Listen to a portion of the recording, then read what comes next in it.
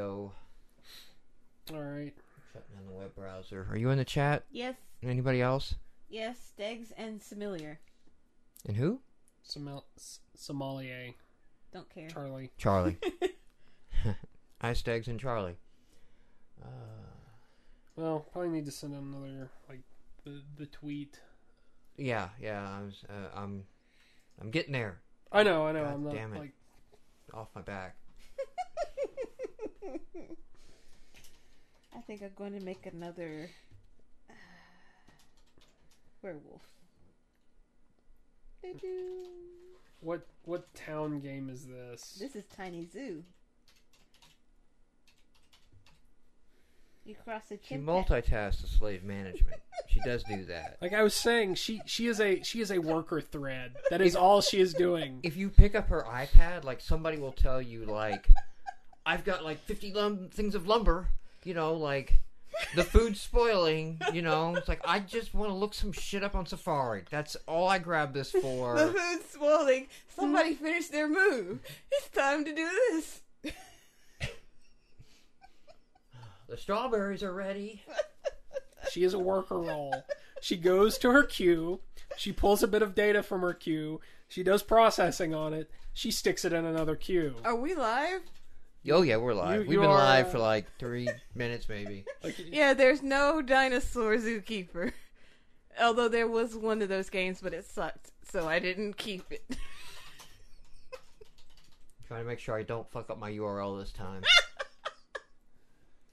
Buying an Xbox, yeah.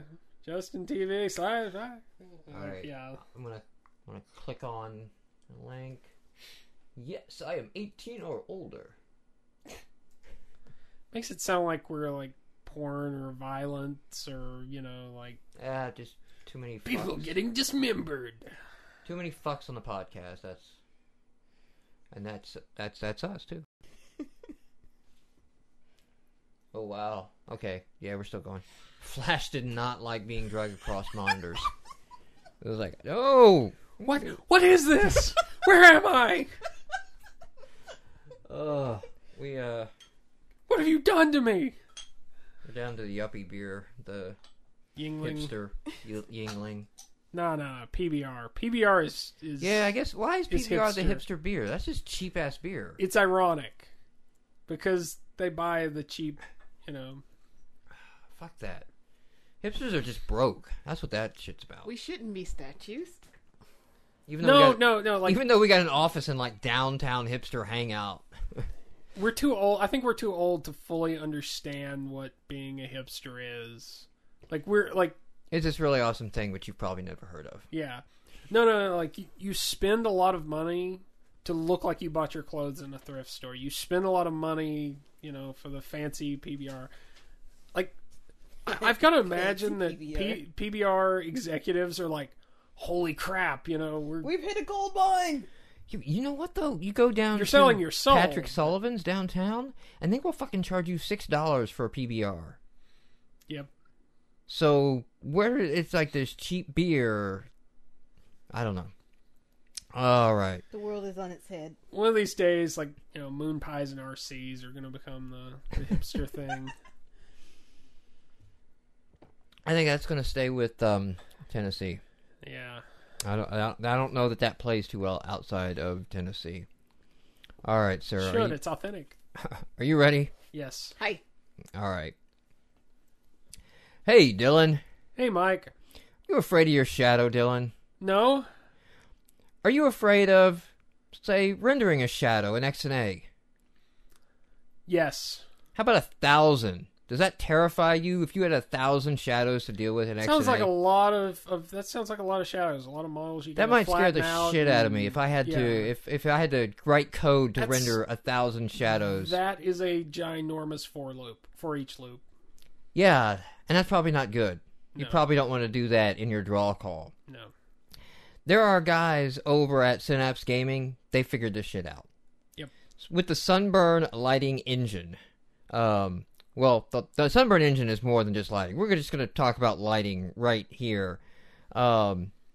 Basically, you can handle hundreds of visible dynamic lights and even non-dynamic light. So you can have some lighting that you kind of set in the model, and it basically bakes that shit in. It's easy bake oven lighting. You know, you just go in and you push the easy button, and it's just done. Lighting looks good.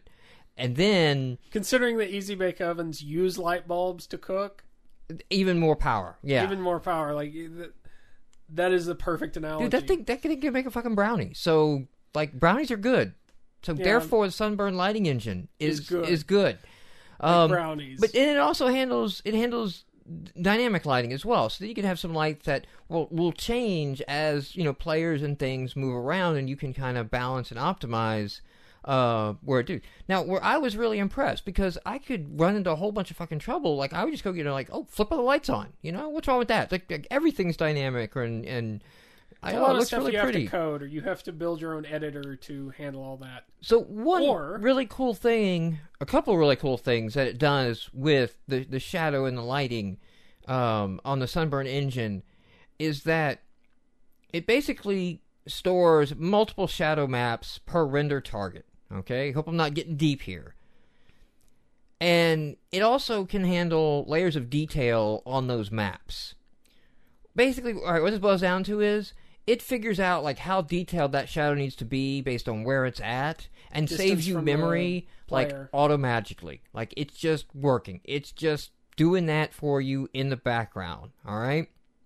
You can even specify the maximum amount of memory for shadowing. So if you go in with a development style of like, we budget our stuff, like we'll allow this much memory for this and this much memory for AI. Of course, if you're like working on income blocks and that budget is 80% AI and then like 5% avatar and then like 15% game. Well, memory probably isn't your issue there. It's probably CPU. Oh, I took it all. But if we were like, you know, adding in like the Sunburn engine, we could have said like, hey, we're only going to use this much memory is allowed for shadows.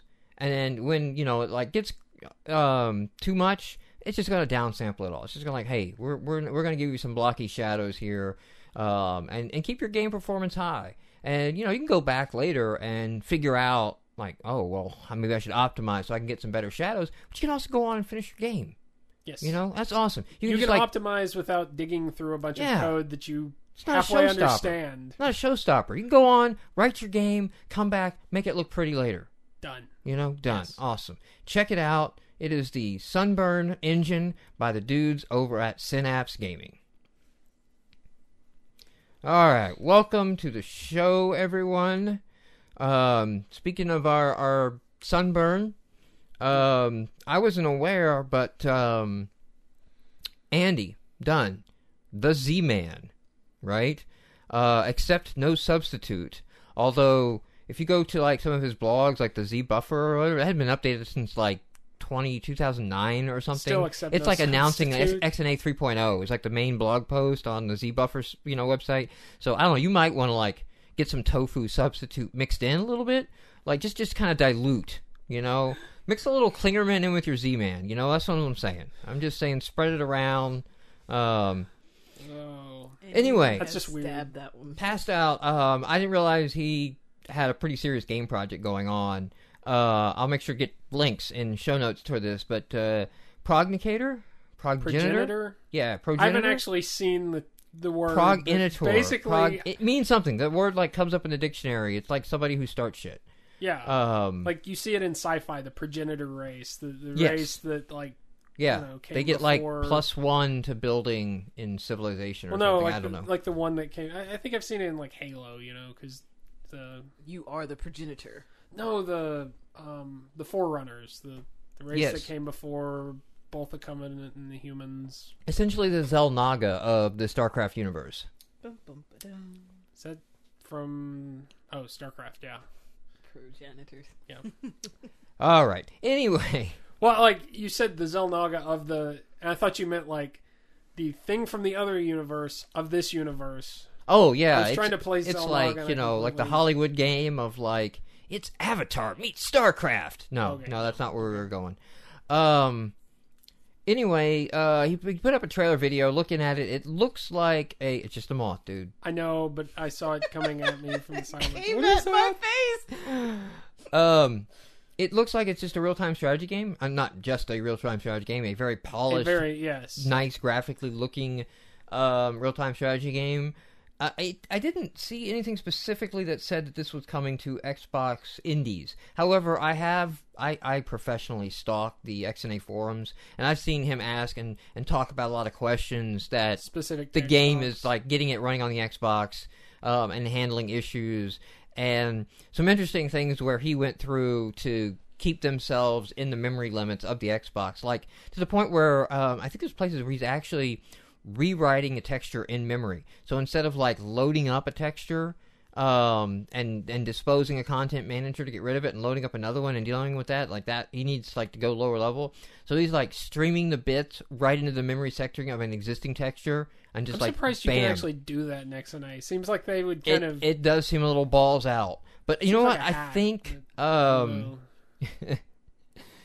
think well, I think a gauntlet's been thrown down. I mean, like, if you're another MVP and you don't have a game that's, like, this kick-ass, like, what are you doing? What the fuck are you doing? Like, I'm gonna, like, look at you now, and I'm gonna be like, no, look at Andy's game over there. Like, Andy's kick-ass real-time strategy. he's really active though, so I mean, he's put a lot of time into this. So Yeah, I mean, I'm telling when he you, finally you know, does, because I don't know of any other games off the top of my head that he's done. Like, that Andy's done. Now, see, Andy's interesting because he See, he did, like, the Bible game, I believe. okay, But yeah. he did that on contract. See, I don't know how this dude does this. He's like the Kramer of the XNA MVPs.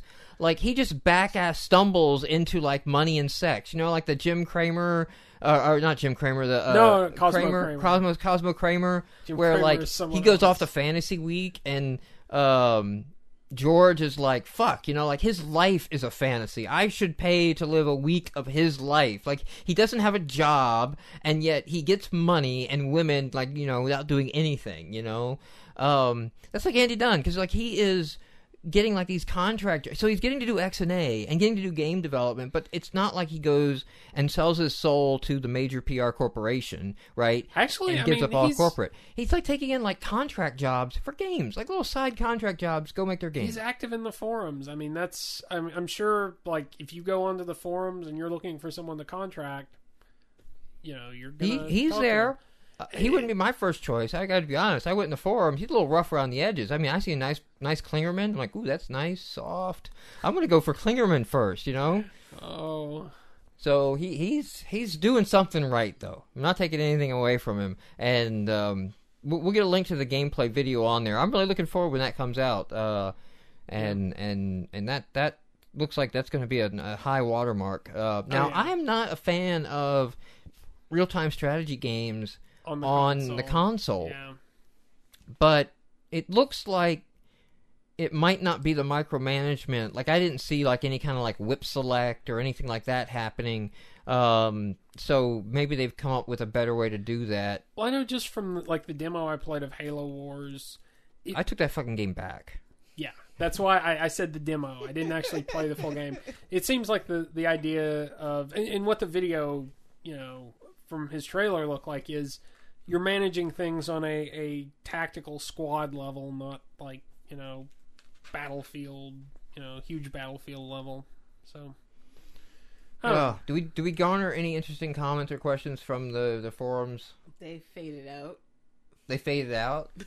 They're there, but it's Like, no one has said anything, they Not- faded out, they not closed, really on they top. crashed, you know. Wow. All right, so Okay. nobody's willing to speak out against the Z-Man. I stand alone, I guess, Why there. would you speak out? I mean, like, is this a challenge? Hey, you know, big name. Oh, in it was. the I guess it was to community? the other ones. Although, you know, Klingerman has kissy poo, and you know we'll always have that. I'm gonna give some props out. I don't know how many people will remember this, but The Adventures of Shuggy. This is an Xbox Live Arcade title that came out this week, but this is a Dream Build Play entry, and I don't believe it won Dream Build Play. So this wasn't a win on a contract, but this was a studio. They've also done A Bomb's Way. So if you're familiar with A Bomb's Way, and I think there's another A Bomb's Way follow-up on the indie service. But Not ringing a bell with me. not ringing a bell. Okay, Like, that may have been those are some before games we on there. So that's the started. same studio, Smudge Cat Games, doing that. But yeah, I mean they have their XNA title released as an XBLA. Now they went through Vicarious Games, I think, or Various. Or, they went through a publisher to get them on the service. They didn't go directly through Microsoft. They kind of went in and to get in. And I listened. The game is still XNA, so I mean this is another XBLA that is an XNA game that got on the service. That's good to see, and it's good to see an indie gamer. Get to have an XBLA title on there. I'm going through the Bombcast E3 podcast because there's 4.5 hours for each day of E3 recorded. Wow. So I'm 10 hours in at this point. But I mean, I love listening to them because it's just a revolving. People are coming in and out the hotel room, or no, they actually got a house. So people are showing up and leaving during the show. So it goes on for 4 hours, and you're getting all these different personalities. And I already mentioned Jonathan Blow was on the day 0. Yeah, talking about. I think on day 2, Xbox. on E3 day 2. Okay, so not the day 1, but the day 2 podcast. The guy in charge of Microsoft Game Studios title selection and scheduling for XBLA is on, and actually gets some shit from some of the other guys on there about Microsoft. Oh, so you do work with indies. Not picking any XBLA games and things like that. Because the developers were in there basically talking if you want on the Xbox, you need to go get a third-party publisher. It's hard to get Microsoft attention. And he was trying to say, oh, no, we're listening. And it's these are, some of the bigger, these are the 20-man studios. And they're telling you, no, you're not paying attention to the indies. So, but it's good to know that they're getting in there and that route still works of finding a publisher. Yeah. And if you've got a game of high enough quality, and showing it around, yeah. But so I mean, it's out right before Summer of Arcade. We haven't started Summer of Arcade yet, or is that an August thing? I think it's August. That's an August thing. Honestly, yeah. They're still submitting for it.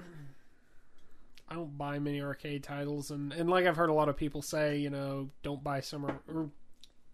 Well, that's you me. The one that's okay, yeah. Yeah, don't buy the games during the Summer of Arcade. Like, wait till the winter when they're all half off. And Major Nelson will tell you 2 weeks in advance it's going to be half off, and then he'll post when it is half off, and you just click the link and buy it.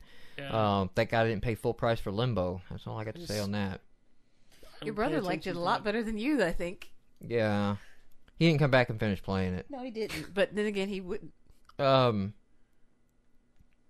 Some site maintenance announcements on mostly this is on Xbox Indies. In fact, it's all on Xbox Indies. We have game comments back on the game pages. So when Nick Gravlin had the blog, what are you laughing at? Share. Rachel texted me and said that Grandma is tipsy again. Oh, okay. Wow, that's maybe something you don't want to. Oh, my daughter narks on my grandmother were drinking. Is it wrong to say your daughter's high maintenance? Not in her case. That may be true. I mean, yeah, I don't know. It's just, oh dear God, she's not even fully into puberty yet. But where it's going, if I have to do this 3 times, I'm not gonna make it. Kind of OCD. I'm not told gonna you wanted a boy. I'm not gonna survive 3 girls to puberty. I'm not gonna make it. I'm not. And this doesn't seem to be a gender thing. It sounds like kind of OCD, maybe. No, I think it's a gender thing. thing. Maybe the engineer, Boys don't PMS, all right? The fact of life. Part and of it boys is... don't have to be taught, that's what's happening, boys is it's hey, clean up, okay? Use a tissue, grab a sock, right? Don't leave a mess for your mother to find. Okay, that's the conversation you have to have with the boy, okay? Do it in the shower. And that's where it ends, all right? That's it. It doesn't go any further than that, okay? There's no mood swings. Her problem is she's going through mood swings, and she's messed up by the super Christians that she's hung around for so long. So you can't tell her something. I tried to tell her last night that she is a god in her own head so that she would go to sleep. Okay. And she's like, no, God. And I'm like, God in your own... And then I had to spend another 30 minutes explaining around that. Wow. And finally we just said go to bed. Yeah, I mean, then it was like, I think she came back in, and it's like, I'm hearing strange sounds in my room now, and it's go the fuck to sleep. You know, it literally is. I think, Samuel did I L. send you the ebook? Did I send you that ebook? No, but I saw that. Like, I saw it on Twitter. I've listened to it. Well, yeah. It's So good. Samuel L. Jackson recorded it. It's worth listening to the audiobook. It's a free audiobook on You just have to Audible.com. download Audible's crazy software, which was Yeah. kinda Oh, annoying. yeah. Like Oh my gosh. I hate that. I hadn't used it before, and I just found it a pain. And in the this ass. is their trick into getting you. And it to is. And all it did was prove download me that I don't want to do it. But yeah, it's hilarious. And having Samuel L. Jackson read the book is even more hilarious. Especially his little foreword about where he's like, the child is like, He's like, I Go to told my fuck to child to sleep, go the Dad." fuck to sleep so much that like I would poke my head in the door when she was talking in her room, and she would look back and she'd be like, "Go to fuck to sleep, Dad?" And he'd be like, "Yes, go the fuck to sleep," you know. Wow. And he might be making it up, but he's also Samuel Jackson, and it's probably true, you know. Oh, the announcement. So when XboxIndies.com was run by Nick, there was comments on all the game pages, and not only do we have that turned back on so you can put comments on the game pages, but I have imported all the original comments that were on all the games, for the games that still exist. Artoon, gone. You know, it's gone from the service. No more Artoon. Did you ever play Artoon? No. You jumped from platform to platform and colored it. Yeah, it was an older one. But yeah, so if there were comments, those are restored back, and then of course you can go in there and leave comments. And it's kind of cool. The first comment we got was Nick. You know, like full circle, come back. Nick came on, Nick Ravlin, and left a comment on Blocks That Matter, I think. Which great freaking game. Like, I'm seeing a lot of great and all that come out and talk about that game, and a pretty big update in the works coming to that game too as well. Yeah, I think it was on the list of potential nominees. Yeah, we'll get to that, but yeah. yes. So that's worth getting. The next thing is that I've got we got RSS feeds up on XboxIndies.com for recently updated and new releases. So we used to have these feeds on, you know, Creators Club, and then App Hub fucking happened, and then, you know, like, they don't work anymore. Happened. Yeah, that shit just happens sometimes, you know. And they didn't work anymore. So now you can go to Xbox Indies, you subscribe to them. Right now, I'm still doing just the once a night, so like they don't update throughout the day. They just kind of update once a night. But I'm going to work on an update to the way we update the database so that I'm polling like maybe once an hour, just looking for any new games or any updated like recent changes. You know, look at the latest 10 and see if there's a change. And still do the full update at night, but just, you know, hit that page, you know, once an hour and see if there's anything new posted to it. Worth getting. And then that will make the updated feeds post throughout the day, so you'll kind of get them as they release, as they get updated.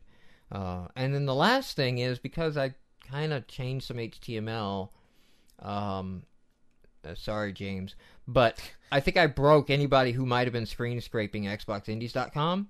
Which is kind of an irony. Well, it's kind of an irony, but it's kind of cool. Like, go ahead and scrape us, because we're really cached. And, you know, we can handle, like, a lot of screen scraping. That's not worried about that. And, you know, like, there's terms of use, EOLA question marks around how we have to get the data. Because Microsoft doesn't provide the data. They don't provide the data to any of the sites that have, like, all the gaming information and all that. I found out there was a group formed by Xbox fan sites, you know, community fan sites and things like that, to like get the data properly from Microsoft, and this thing imploded on itself because Microsoft didn't do shit for 2 years, and the guys are like, look, we joined up and agreed to like only get the data properly through RSS feeds. We're being fucked over by all the other sites that have all this original data because of screen scraping. Like us. And yeah, well, like us. But this is for more of like your gamer tag, your favorite game, right? games Oh yeah, you I played, remember and all you that kind of stuff. mentioning this before. And so they were like, yeah, if you're not going to put this stuff into APIs, then fuck you, we're going to screen scraping, you know. And that kind of initiative imploded. But since I broke that, and you know, I'm up to breaking that again, you know, as we go along and change and add things and change around the site. I don't want to hurt these guys, but I don't want to make these guys like, well, you're going to have to wait till we get the API up. So what we did is on all the games, they have a link on the sidebar to get that game's data as XML. And so you get the full data to XML. You get links to all of the screenshots and images.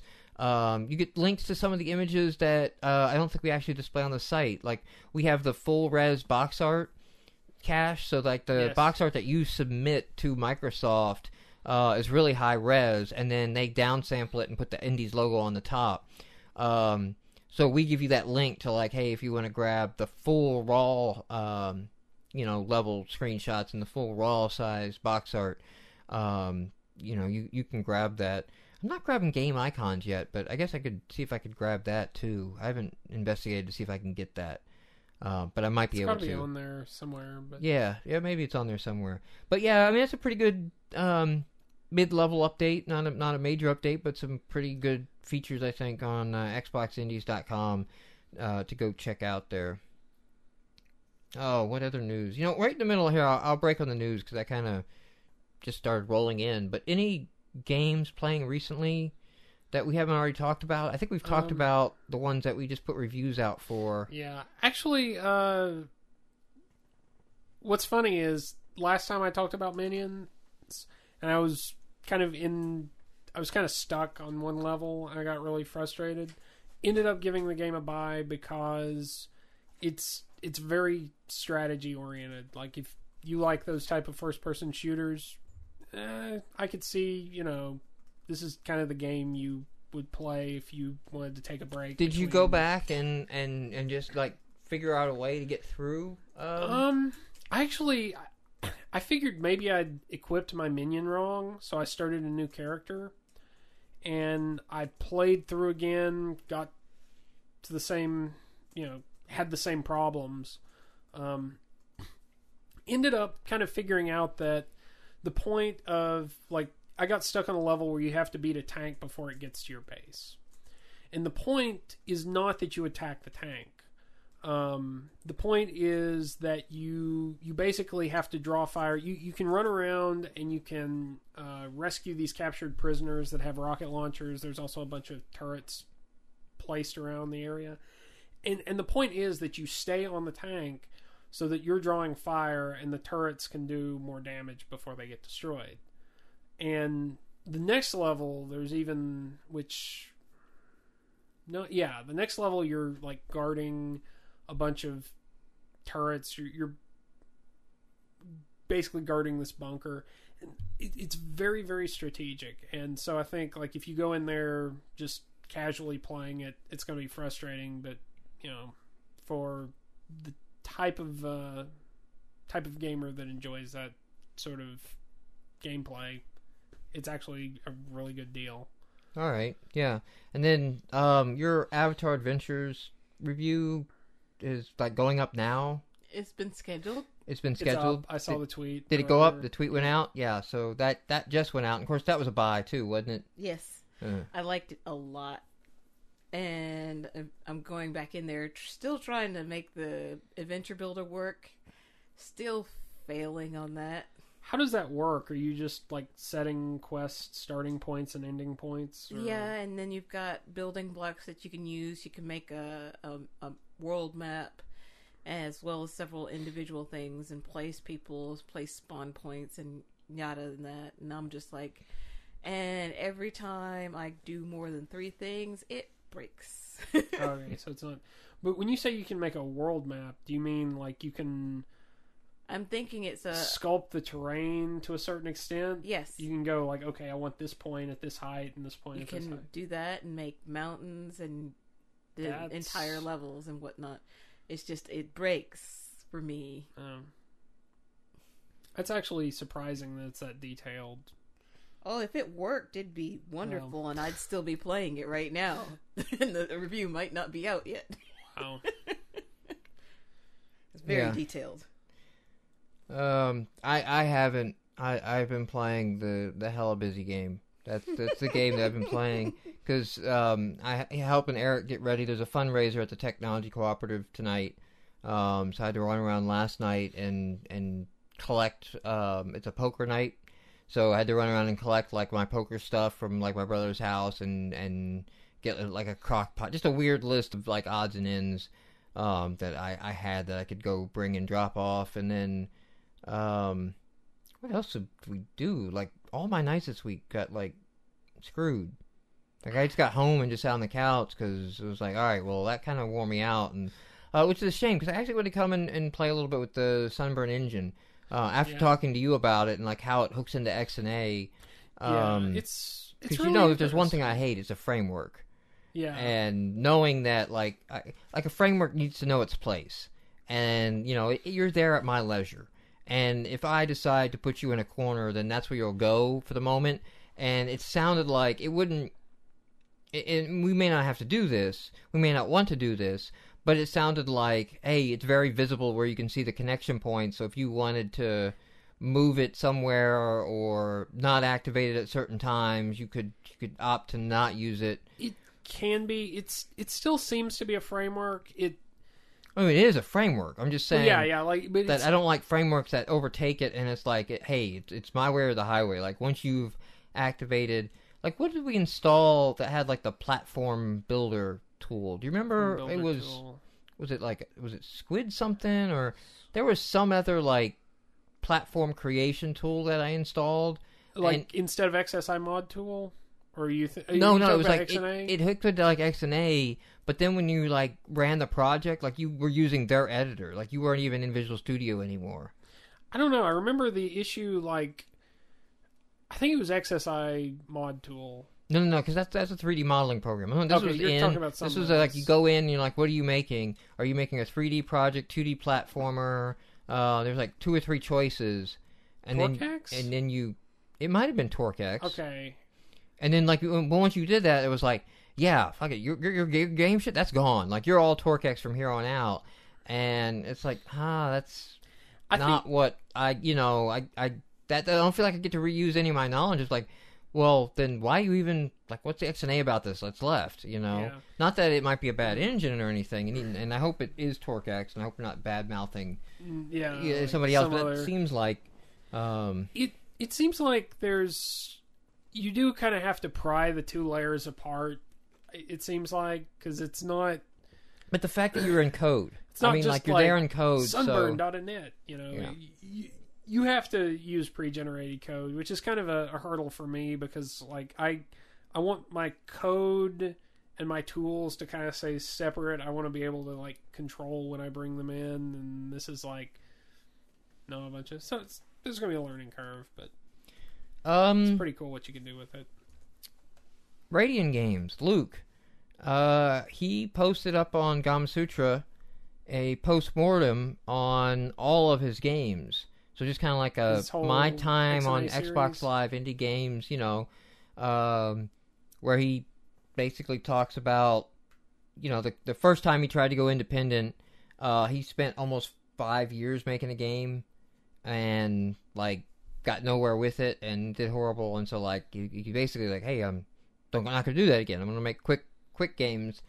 And, of course, he did the Radiant Game series. But he actually kind of breaks down each one of his games and, like, how it worked and where it went and why he did that. And, some of the ones he said, like, he's kind of ignoring feedback he was getting from other games to, like, I really want to play pacifism in Geometry Wars, so I'm going to make a whole game, based on that, even though nobody is wanting to play that, it's like that's what he wants to make. And the games that he did better on and worse on, I think it's a really good article to go read. Of course, we'll have a show note link up for it.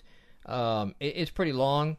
He did love the playtesting, which like the playtesting forum, and bring in just random people over and letting them play the game and watching them, and like having he's like, I caught things from the 2 perspectives, like developers playing your game and then other gamers playing your game that he wouldn't have caught anyway otherwise. Not that that's unique or anything. I even think he says that this isn't anything unique, but it was just really easy to do, and it's not something I think you might expect as an indie gamer. Like, yeah, no, you get some excellent playtesting will be involved in the games.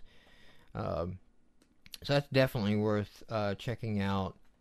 Now, I don't know if it's on my desk anymore. I don't know what the hell I did with it.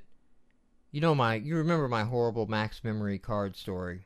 Yes. Yes. Um, The one you bought right before Xbox update came along that completely that removed banned support. all of Daytel max memory cards, and all then third-party and then when I finally broke down and bought a Microsoft card for Xbox testing, then they unlocked USB sticks, and then like the new Xboxes don't even have memory card slots on them anymore. What happened? They're in court. They're Daytel. They've got a whole lawsuit going on that Microsoft is abusing, because apparently they did some of that under the Digital Millennium Copyright Act. And so basically that's what they're saying, like Daytel was allowing the violation of an encryption system, and they're using that to slap that down. And the EFF filed a whole brief in the court thing, basically saying like, no, Microsoft is not doing this to prevent any copyright. Existence of hardware, that does functionally the same thing as their hardware, isn't breaking any copyright whatsoever. Like something has to be copied, and that's not what's happening. That's what's going on here. And they basically said, in this case, that Microsoft is doing this to charge more for their shit.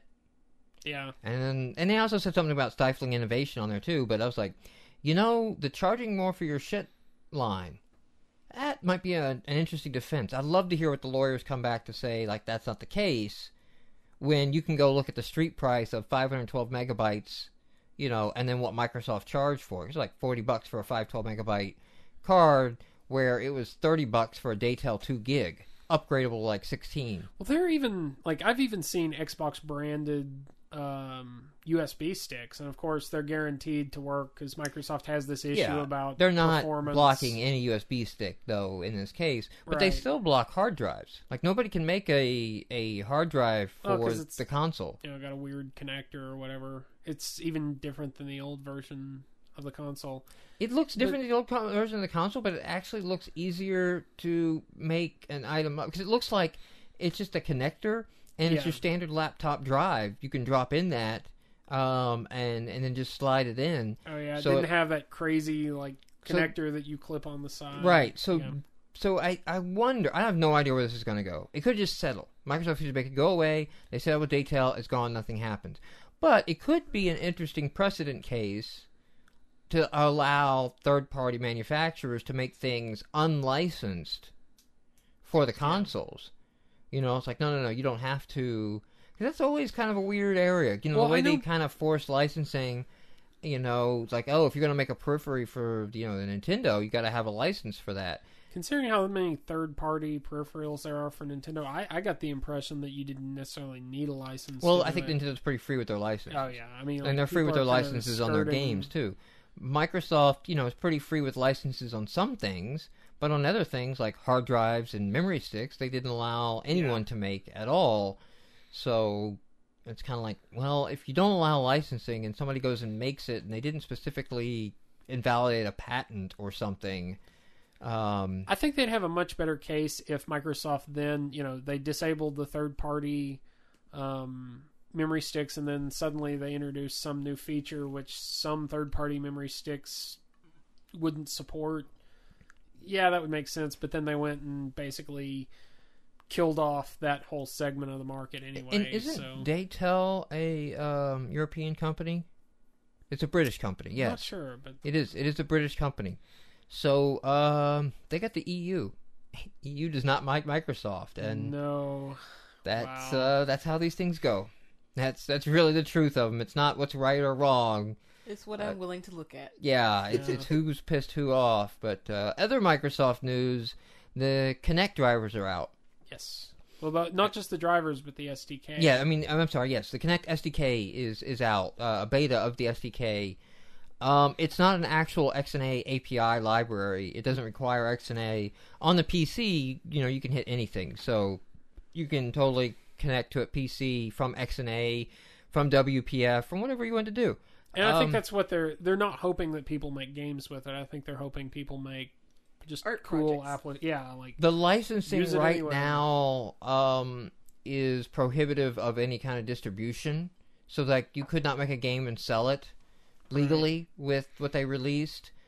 But it is beta. There was a question in the forums, and it said, yes, that would be a license at some point. It was kind of answered vaguely, like, are they going to charge for that? You know, it's like if you want to distribute the Kinect API.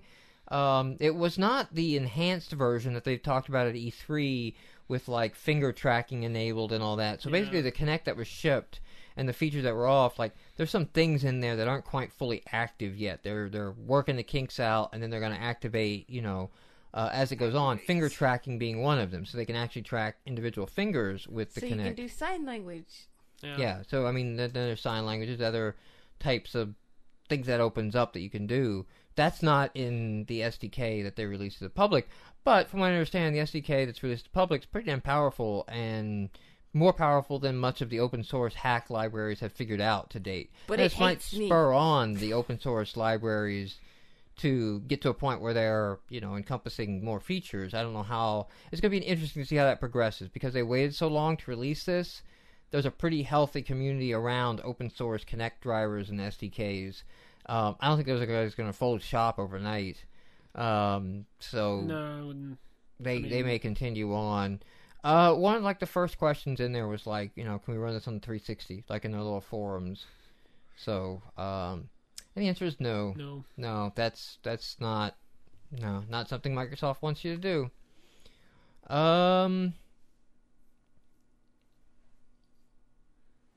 Let's see, what do I got left here marked out? Quick shout out. If you go into your developer, go into the education catalog and look for the performance utility.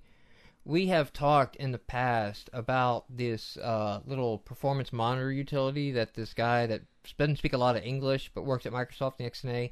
I saw his utility. I saw him do a hands-on demo of his utility. It's fantastic. It's wonderful for tracking frame rate performance in-game.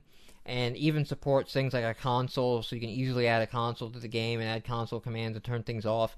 So you can watch the performance of a frame rate, and you can set debug points in the code, such that you could say, like, okay, well, track how long it takes to do this part of the update, and how long it takes to do this part of the update, and how long it takes to do this part of the update. Time ruler, I think, is what he called it. And then it puts a little color bar ruler at the bottom of the game, just kind of overlaid on the thing. And, you know, like the full bar represents 1/60th of a second or whatever, you know, one frame. But then the chunks will be divided into where you set those time points. And then you can easily see at a glance, like, oh, here's where I'm spending all my time, because that's the biggest part, you know, of that. And so it's up on the education catalog, though. It's updated for 4.0. Updated for XNA PC, or Xbox PC, and the phone. So, I mean, they actually show screenshots of it running on the phone, and it's great. I mean, it's performance utility is the name, so that is worth checking out and folding it in. Also, talking with the guy who wrote it, it's written in such a way that when you do a release build, there's nothing of it left in the game. Like, it won't have any impact.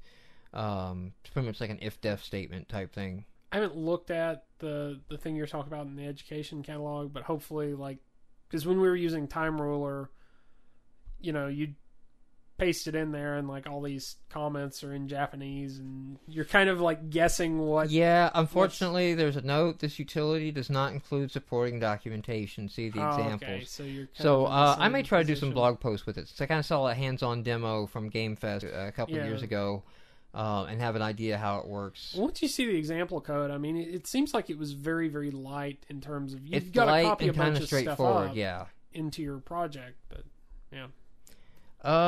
Last thing I want to bring up is our good friends over there at Armless Octopus are running submissions right now. They're kind of coordinating an indie game challenge. It's really, I think it goes under the name Summer Uprising, and I don't know indie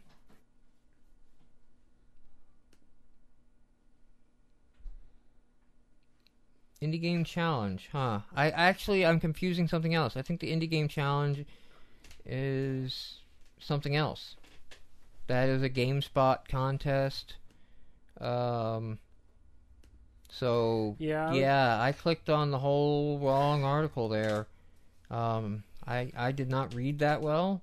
So yeah, there's an indie game challenge. Go check the Armless Octopus and read all about it. The one that I thought I clicked on and was reading was the indie game Summer Uprising. So this is like the Winter Uprising. It's all run by the Indie Channel, and Armless Octopus is running this to the point where Dave Voiles, I think, has stepped away from Armless Octopus as an editor and reviewer to focus just on the next few months of managing, coordinating the titles that are going to be involved, getting them promoted, getting them out. There was already a joystick article up. There is still time because the promotion is going to run between August 22nd and September 12th.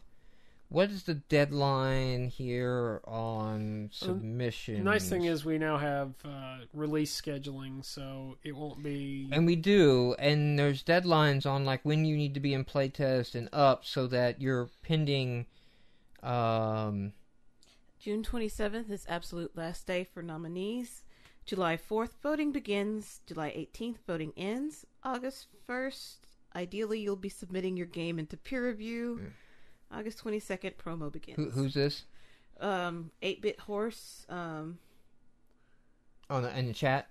No, this was a tweet that I got retweeted by Chris WD40. Okay, yeah. So those are the dates for that. So basically the 27th to get your game in. If you go to armlessoctopus.com and scroll down the news there and see the big logo for indie games Summer Uprising, you can get the link, and I'll link this in show notes as well. He says it's Mommy's best games. To submit your game to be judged.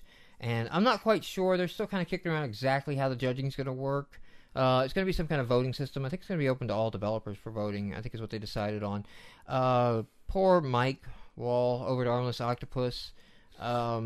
Mike, if you're listening, Mike, my deep sympathies go out for like just trying to herd the cats, and like every system he's proposed or come up, like somebody rails against, and he's really reaffirmed why I don't fucking work with committees. I almost want to say it's kind of the second system effect where, like the second system a developer creates will be the most bloated thing ever because you're trying to... Yeah, it's just gotten crazy. It's like, it's the price of success with if the you first allow, Uprising. if you allow, people to vote, everybody can vote. It becomes a popularity contest, and it might be judged on graphics. And, I got some rough news. Sit down, developers, take a seat. All right? Just sit down and get in a comfortable place, okay? Graphics fucking matter, all right? Get over it and accept it. There's a contingent that seem to believe that you can have shit graphics and your gameplay is awesome. That may be true for people who will spend the time to go through indie games and check everything out, but for the general populace, you have to go viral for that to work. I mean, it has to be the just perfect. You have to invent. I mean, it's almost storm. like the VV whatever game. Exactly. Yeah. That is such a crazy concept going on, but even that was like intentionally retro to a C64. But that doesn't always work in most cases. And if you're going to get a second glance, that matters. And get some effort behind it. Outsource it if you have to get some assets. Find what you can find, do whatever. But, it's important.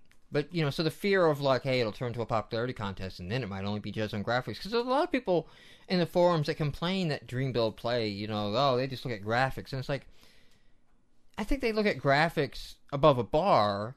They're not looking for AAA graphics, but they're looking for decent, and accept that.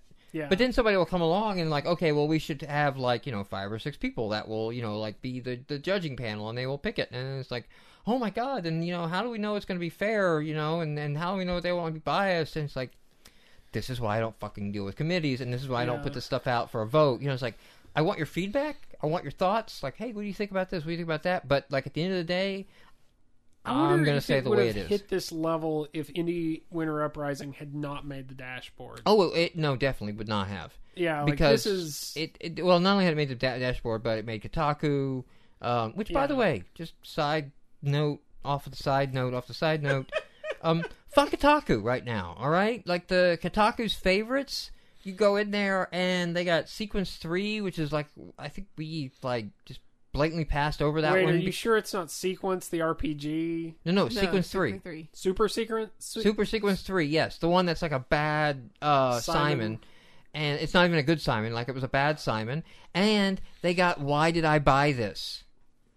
That is right now Kotaku's favorites. No. Okay, when I get home, I'm going to have to check this. Just to, like, because this we're back to the same complaints people had about IGN. It's like, yes. Meet the old boss, same as the new boss. There yeah, I mean, it's like you guys aren't giving a fuck. You aren't putting any effort into it. It very quickly became like, oh, fuck, do I got to go find some? Fine, I'll just, like, pick some off the interesting list. Oh, ha, ha, ha, look at this stupid game. This is cute. This is funny. Slap it on the list, and it's like, you're not downloading them. You're not playing them. You're not doing any kind of, you know. You would do better to update less recent updates, higher quality updates, than just to do that. Yeah, and there's so many, I mean, like Blocks That Matter right now, you know, if it's not doing well, and it's fucking getting critical acclaim, put that shit, that's what you're there for.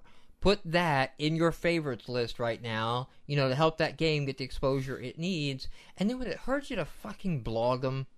Yes, actually, I think that's you guys probably... blog everything. You blog everything for link bait. So, you know, like, just write your link bait title of the top 10 Kotaku games of the week. You know, whatever link bait bullshit you want to blog. These games get some exposure. Actually, I have to think that's what kills the IGN list and the Kotaku list. They're so disconnected from the web, from the public, from comment. Because they've never even talked about it on the website. I wonder at this point if Kotaku is even picking the list. Or if this is yet another advertising on the dashboard of ads where Microsoft sells the favorite list of like, oh yeah, we'll just call it your favorite list. And we'll brand Kotaku. We'll just it's grab Kotaku. a couple of random We'll titles. keep it populated for you, but we'll put it... That might be the case, because it seems like it would be far more worthwhile to Kotaku to actually post something, have comments, have ad views. They could do like Joystick did. Joystick has something called the Joystick Indie Pitch. Give it to Joystick.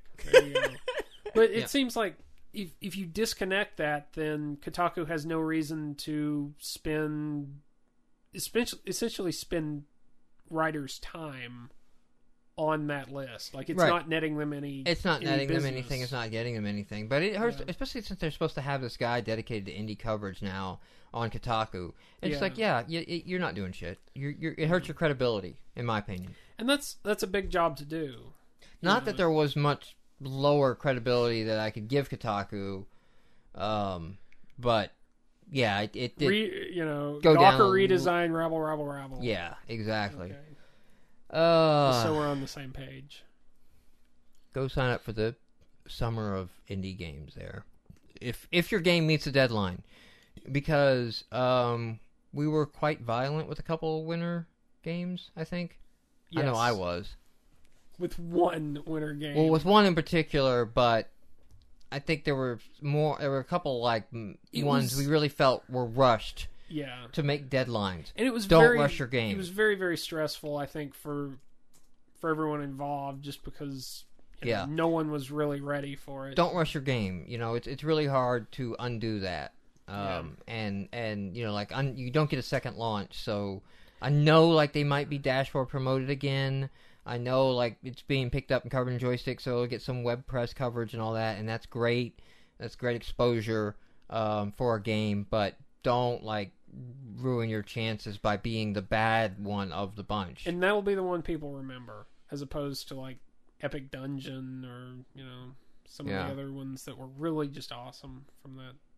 Yeah, Epic Dungeon was really good. That was a good good use of it because it was like kind of an unknown one. Like it wasn't like a like his Decimation X3 was a winner. Yeah, Choose Dynasty was Choose Dynasty. Pretty good. We didn't do a review of that, but no, Soulcaster 2 was in there. Like there were sequels, and Cthulhu was in that as well. That's right. Although he didn't actually make his own deadline for that. You know, he spent a lot of time organizing that. Which, by the way, they're wrapping that up. They're getting very close. Like I saw tweets of like trying to get the Steam installer working and get that done. So that should be up there pretty good. That's going to come with Breath of Death too. So that is awesome. What do we got from chat? Yeah, you're going back and forth a lot there to chat. Yeah, we're on a side note. Yeah, what do we got from chat? What was the side note? Unless this is going to be a tangent. Doesn't matter. You pick. What the hell is the point of you reading the chat? I'll tell you what it was. It's not to have dead air like this and dead air time. Dylan would have made the list. What list would I... Oh. Something about alcohol improving GameMarx. Move along. Well, I'm trying to load the list of new releases. So what do we got from chat? I'm keeping myself busy. Mike is most improved by the alcohol that we were talking about earlier. I only have caffeine in me. Stegs is hitting Jim. Really, Jim? Jim. Jim.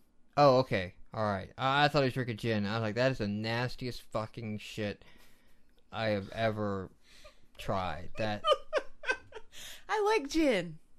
It's nasty.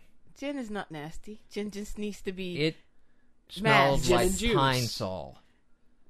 Like drinking a bottle of Pine Sol. No, I think Pine Sol smells better, but I like gin. Gin will get you fucked up quick.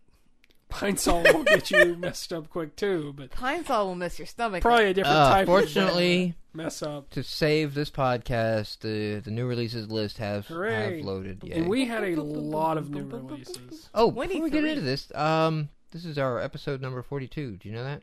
I did not know that. Yeah. Do you know where your towel's at? No. At Dude, the house? You should always know where your towel is at, man. Oh.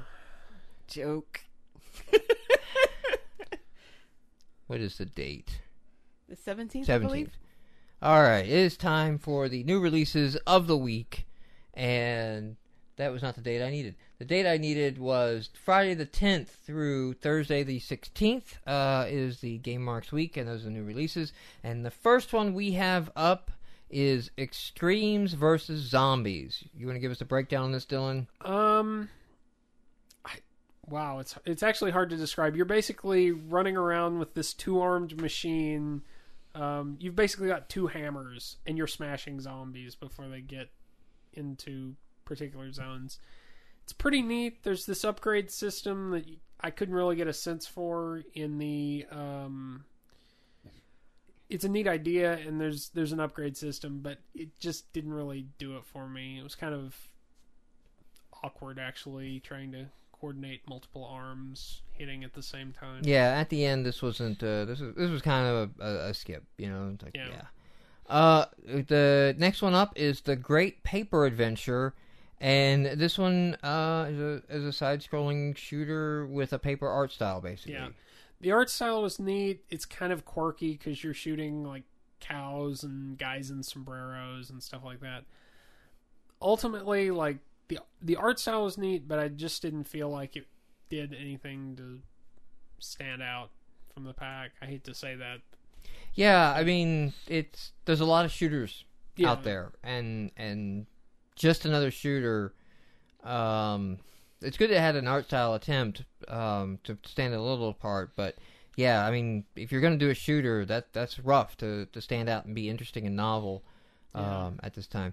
But the next game up, we have Ricochet Assassin Lost Levels. I don't want to know if there was a Ricochet...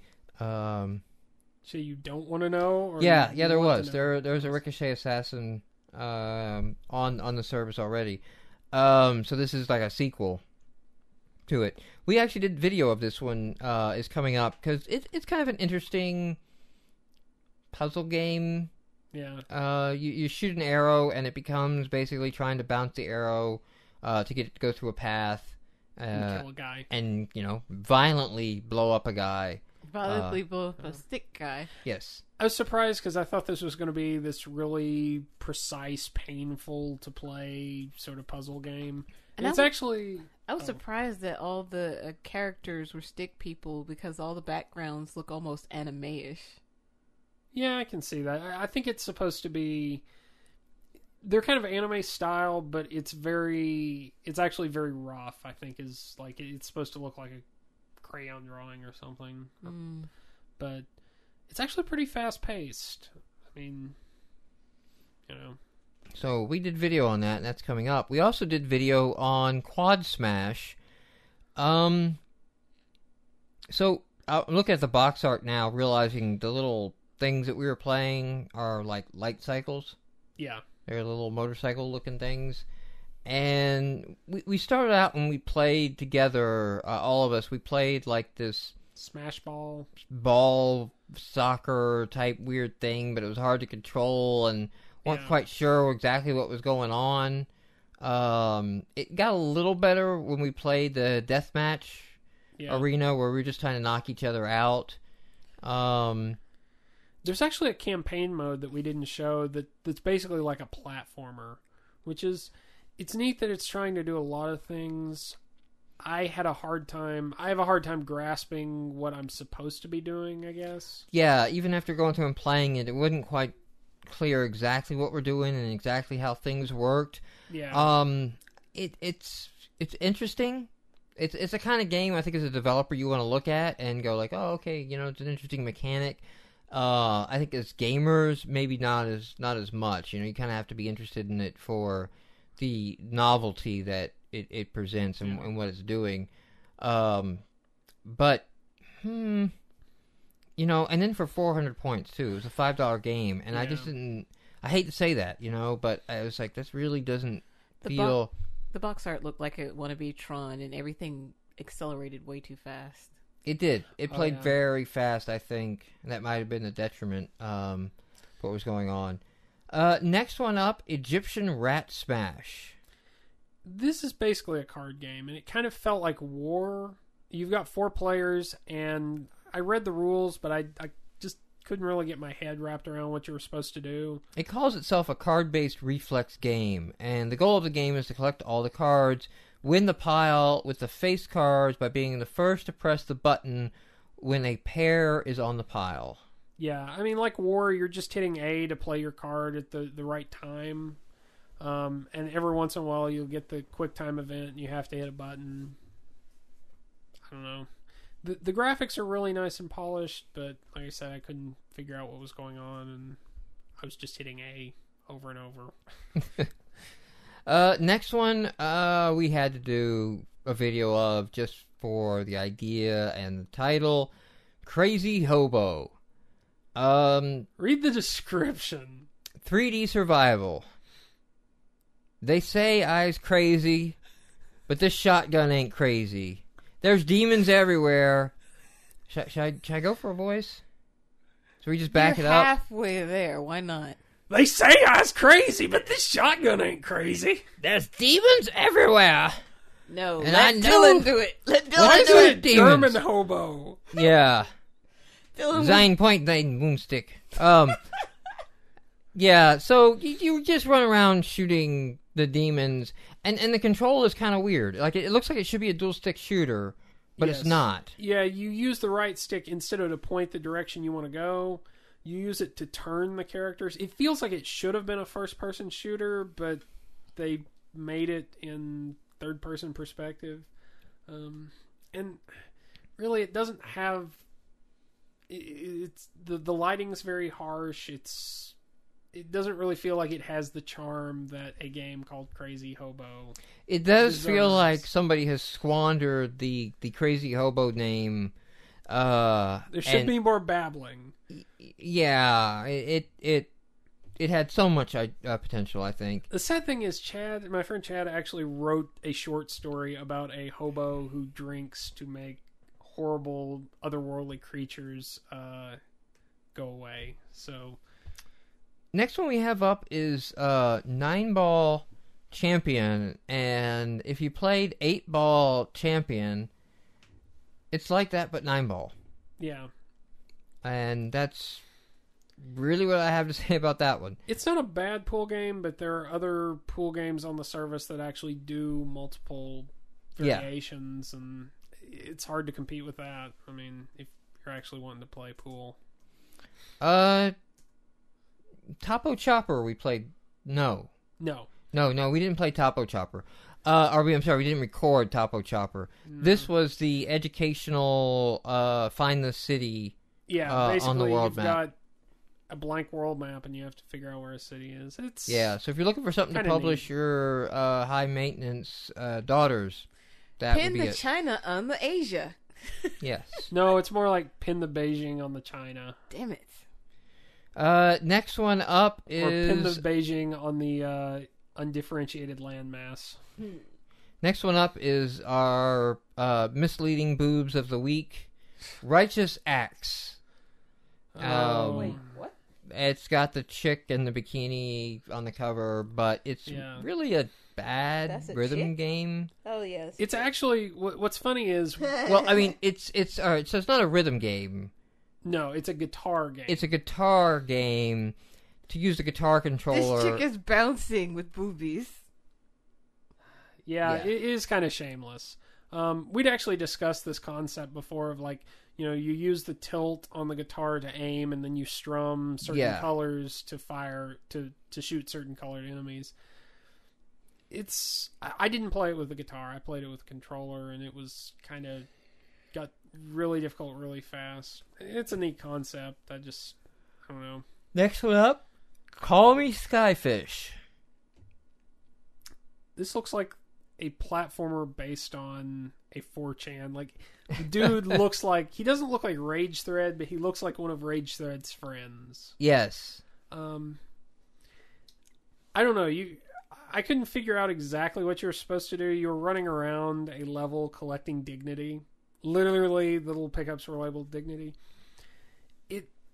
It's kind of trying to be a platformer. It's got, like, you can use the fish's tongue to grapple, so it's got that effect, but you can also fire bubbles with, like, this, with the right stick. So it's trying to be a dual stick shooter. It felt like it was trying to do so many things I couldn't concentrate on. Like, on exactly, one aspect. yeah. Art style's interesting. Our next one up, we did do video of Some Fighter. So this is it's a match 3 game, but instead of matching just the color, what you do is the blocks have a number value in them, and then you can join the blocks together, and they will add the values together and create a new block. And then if you are clearing like blocks of 3, you basically need to have 3 blocks together. If you're clearing blocks of 2, you need to have 2 blocks together. 4 requires 4, 5 requires 5, and on up. And you can play head-to-head style, Dr. Mario style, where you're sending blocks and lines back and forth each other. And then there are some characters and some really well-done intro art. And, oh, yeah. It looks like... I wanted to pick up some manga with those characters, just like something. Well, it looks like a Cartoon Network show. Yeah. I can't remember what show, but... Kind of like Powerpuffs, only a little bit more grown up. Yeah, maybe like the Total Drama Island or whatever. It's definitely... It's very specific. It's Total Drama Island style. That would be the... Because the emo dude looked like a human Dylan, Mojo Jojo. I have an 8-year-old and an 11-year-old girl... So that's why I know about Total Island Drama. But why do you? Because if there is nothing else on, I will check Cartoon Network. Or me and my roommates will usually either check Cartoon Network, check Food Network. If nothing is on there, find a Law and Order. Find a Law and Order. Wow. So Cartoon Network gets hit a lot. Well, see, I have a thing with Law and Order, though. If Sam Waterston isn't in it, I don't want to watch it. The guy before him was pretty good. I remember watching that, but yeah, I've watched some of the others, but anymore, it's like, if I'm going to commit to a whole Network, episode, HGTV off. Our next one up is Icebreaker. Icebreaker. It's a Breakout clone. Again, this is kind of like with the pool game. Like I reviewed Ion Ball, and it was just much better. It tries to do the power-up thing, but I actually felt like the first level I played, it was just throwing crazy numbers of power-ups at me. It almost felt like too much. Like, please play this game?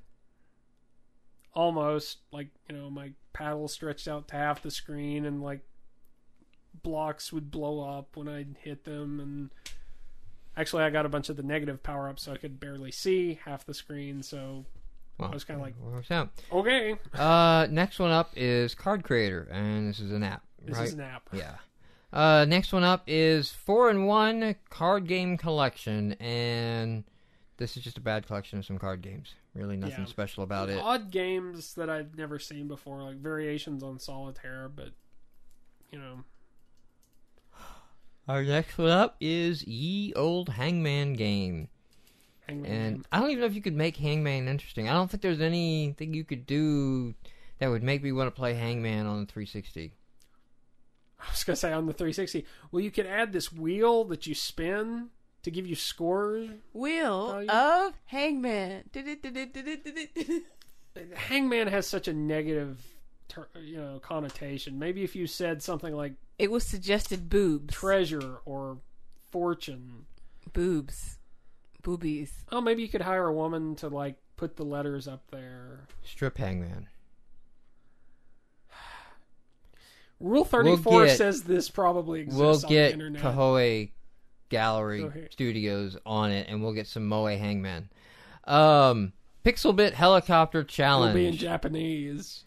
Who cares? It'll be button mashing. Pixelbit Helicopter Challenge. We did some video of this. So this is controlling a RC helicopter in kind of a cool, nice looking cel-shaded world. And try to collect some stars and fly through some hoops.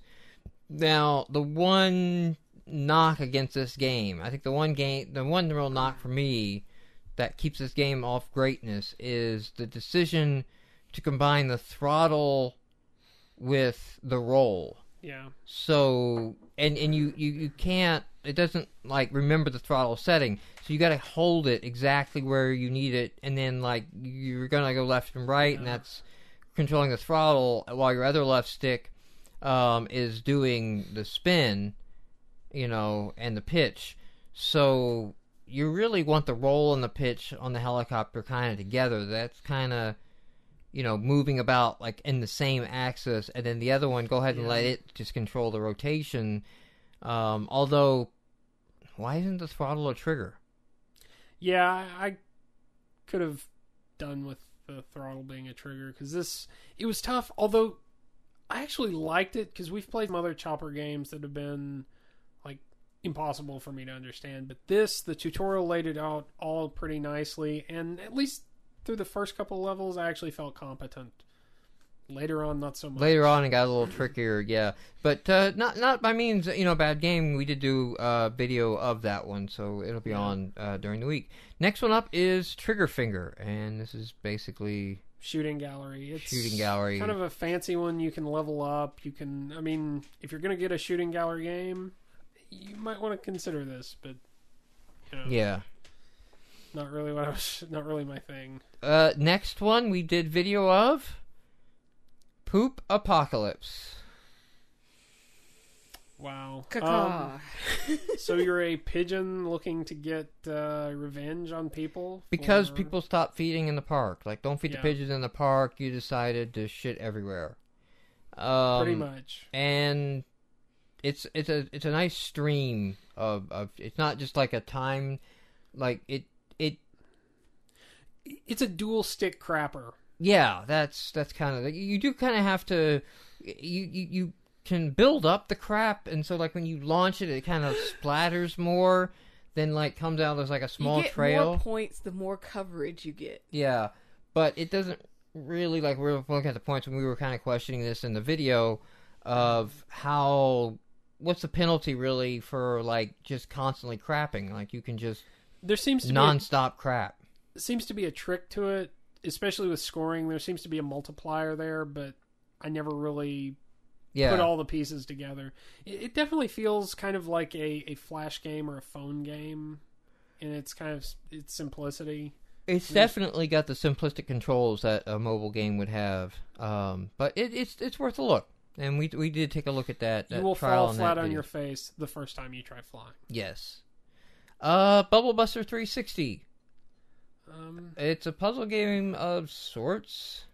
It seems to be kind of a match 3 game. I didn't really quite get what was going on, but I don't know. If you're the into art that sort still of thing. kind of looked like Bubble Bobble without the little cute little dragon dino people.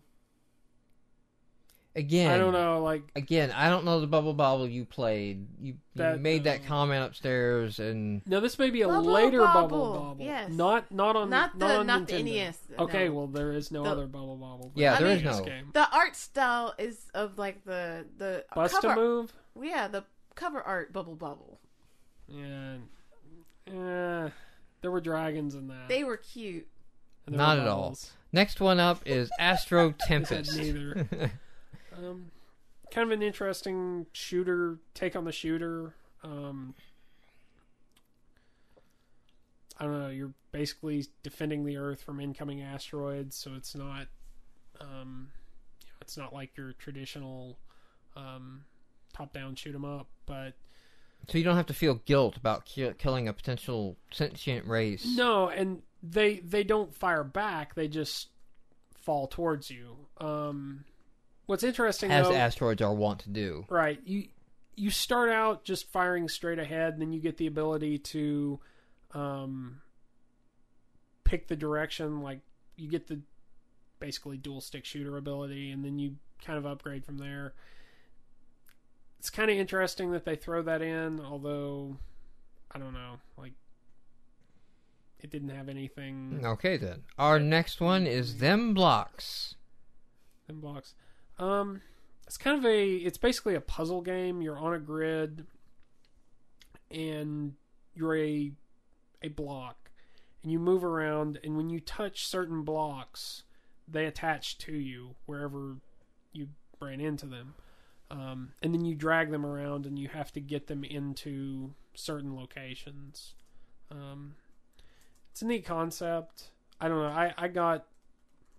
This was towards the end of the list, so there were a lot of games this week, so I don't think I spent as much time on it. But what kind of bothered me, you were on a very specific grid system, but you were using the thumbstick, so control was kind of awkward. But right, it's a neat concept. If you like puzzle games. I didn't actually play that this week. I didn't make it that far down the list. Monster Escape. It's basically another puzzle game. You have to, you do this monster. You have to go pick up this egg and move it to the exit. The twist here is that you've got this stream of blocks, kind of like Tetris blocks, that you can place down over gaps. And it seems to really be all about placement. There seemed to be there's a tutorial of 5 levels that kind of gives you an idea of the breadth of gameplay. At some point you'll have multiple monsters that you'll switch between. I don't know. Again, if you like puzzle games, check it out. You'll get everything you need to know in the tutorial. Didn't do much for me because I'm not big on puzzle games. Our last one this week we did some video of, and it is Lair of the Evildoer. And Cicely, you played this one, so what were your thoughts? The dude is just as sarcastic as you are when you're watching me many times, which is rather cute. It's got the evil Zim, what is that? Invader Zim type of style to it. Jonan Vasquez hates it that the highest skill level of artist that steals from him is DeviantArt level. So that's actually frustrating to him, I think. Yeah, according to Twitter. I almost get the feeling that eventually the jokes will be a combination of evil of Invader Zim and Earthworm Jim and such type. Yeah. It plays rather well. I'm disappointed by the fact that I can't shoot my gun and hit somebody over the head at the same time, because I can move my fingers where I can do that, so why not? You have 2 hands. Well, it's from on the same side. You use the trigger to shoot, and you use the... No, your monster has 2 hands. Yes, my monster has 2 hands. Well, I don't know that you're a monster. You're a dude escaping from the lair of the evil dude. No, you're his experiment. And the experiment dude has 2 hands. Yeah, I guess. It's been established. Do like what they do in all those movies. Cock the gun under your arm and cocoon. Oh. Yeah, so you're basically running through, how many levels? Like, we were on level 18, 19. Yeah, I think it starts And you it was out at the counting down. top of the tower. And Yeah, it's kind of weird. That's what, for escaping from a lair, you usually imagine the layers as like these underground things that you'd like be escaping up, but you're actually going down off the Tower of Doom. So, like, it's the city bank or something downtown. Like, it seems like odd for a mad scientist to be, like, on the top floor. Like, people might see that up there, What's all that blue lightning and shit coming out of, like, the 11th dark floor? clouds, a whirlwind. Yeah. What's interesting about the game is they basically take your top-down, kind of a dual-stick shooter, but they add in, like, Halo-style controls, RPG, character-building system. Pretty neat. So that wraps up our new releases of the week. What are you guys feeling for Game of the Week? Wow. Lair of the Evildoer, Some Fighter. I'm trying to think what we did video of. Yeah, Some Fighter. I don't know, like Quad Smash or Ricochet Assassin I would put in the nominees. No. Ricochet is also ran, but not... I really like the concept behind Lair of the Evildoer, but just from the few minutes you play after the tutorial, I didn't get the sense that there was a lot of variety. So I would probably go more with... There's also a Helicopter Challenge and Poopocalypse. Neither one of those I would put in there, but I'll mention those since we mentioned them there. For me, from the little I played of them, Some Fighters seemed interesting, but I don't think I'm ever going to pick it up again. Whereas I might go back and play Lair of the Evildoer. I could go with either. What I was getting towards was my preference would be on Some Fighter, because I actually had a lot of fun with that. Like, I got into playing it. Again, like you said, not sure I would go back and pick it up, because it's a puzzle game. And I like puzzle games, but I like story better. I play for the story. So it would definitely be Lair for me. All right, well, I'll give it to Lair. There you go. It is Lair of the Evildoer is GameMarx Game of the Week. All right, before we get out of here, do we got anything in chat? Charlie sent me an email about a poem resulting from GameMarx chat. Yeah, he wrote a poem in chat because it rhymed. It was actually rather good. We will put that on the refrigerator. I once shot a guy in a sombrero, spent some time in jail, made sangria in the toilet, got married through the mail. I'm pretty sure that's a Bob Dylan song. Like, that is like... Possibly. I don't know. I can't understand anything he says, so I don't actually know any Bob Dylan lyrics, but... That's like a verse out of Just Like Tom Thumb's Blues. Little known fact. The last line was by somebody else. I remember. That may be exactly why. So, all right. I guess that wraps us up this week. So thank you everyone for listening, and let's do this again in a week.